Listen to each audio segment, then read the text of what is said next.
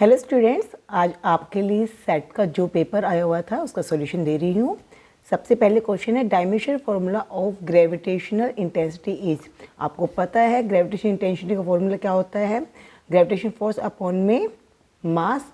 और आपको पता है ग्रेविटेशन फोर्स की वैल्यू ये होती है, स्मॉल एम से स्मॉल एम कट हो जाएगा। और जो फार्मूला पेंडिंग हुआ है वो है एक्सेलरेशन ड्यू टू ग्रेविटी का, यानी कि I इज इक्वल टू जी। और एक्सेलरेशन ड्यू टू ग्रेविटी की जो डायमेंशन फार्मूला होता है वो है LT माइनस में 2, तो answer B is correct 1। Now next question is which law describe the orbits of planet around the sun. वो आपको पता है केपलर्स लॉ होते हैं।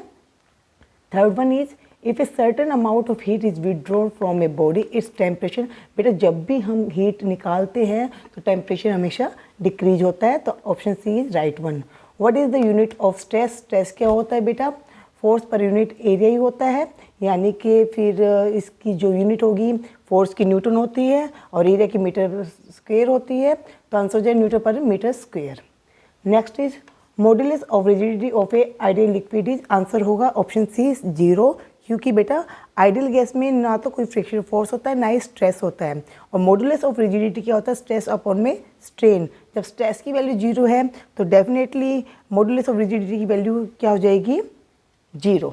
Next question is eight critical temperature the surface tension of a liquid. वो भी 0 हो जाएगी, क्योंकि बेटा जैसे टेम्परेचर इंक्रीज करते हैं सरफेस टेंशन डिक्रीज हो जाएगी, क्योंकि kinetic energy of liquid molecules increase हो जाती है, तो इंटरमोलिकुलर फोर्सेस डिक्रीज हो जाएंगे। एज ए रिजल्ट जो inward pulling on the surface of the liquid होती है वो भी डिक्रीज हो जाएगा।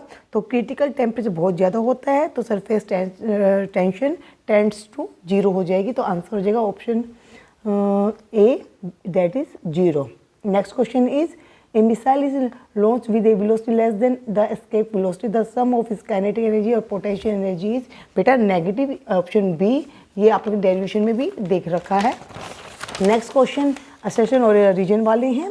तो नेक्स्ट क्वेश्चन में फर्स्ट पॉइंट है both assertion A the value of assertion due to gravity changes with time. हाँ जी बेटा, ये हमने डेरिवेशन याद हो तो वैल्यू कुछ ये निकलती है जिसपे जो स्मॉल जी है उसमें से कुछ ना कुछ डिक्रीज होता है, तो वैल्यू तो वेरी करती ही है।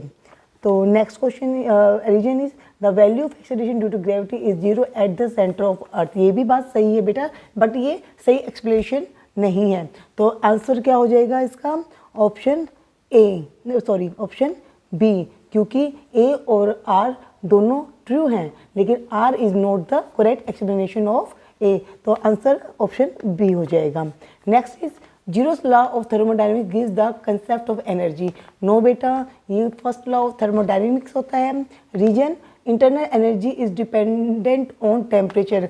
बेटा आपको पता है यहाँ पे रियल गैसेस और आइडियल गैसेस होती हैं, और जो रियल गैसेस है वो टेम्परेचर और के साथ साथ वॉल्यूम पे भी डिपेंड करती है। यहाँ पे कुछ क्लियर नहीं कर रखा, तो मेरे हिसाब से रीजन भी गलत हो गया, तो आंसर ऑप्शन डी हो जाएगा।